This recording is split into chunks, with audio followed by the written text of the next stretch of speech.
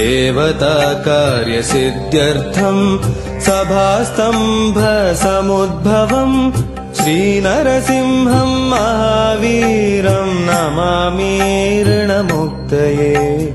लक्ष्म्यालिङ्गितवामाङ्गम् भक्तानां वरदायकम् श्रीनरसिंहम् महावीरम् नमामि ऋणमुक्तये। आन्त्रमालाधरम् शङ्खम् चक्राब्जायुधधारिणम् श्रीनरसिंहम् महावीरम् नमामि ऋणमुक्तये। स्मरणात् सर्वपापघ्नम् कद्रूजविषनाशनम् श्रीनरसिंहम् महावीरम् नमामि ऋणमुक्तये।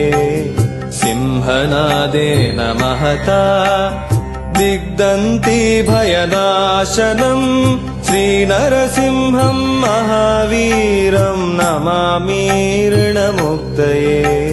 प्रह्लादवरदम् श्रीशम् दैत्येश्वरविदारणम् श्रीनरसिंहम् महावीरम् नमामि ऋणमुक्तये।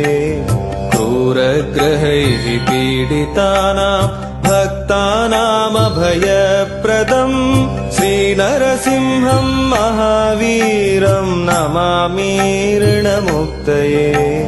वेदवेदान्तयज्ञेशम् ब्रह्मरुद्रादिवन्दितम् श्रीनरसिंहम् महावीरम् नमामि ऋणमुक्तये।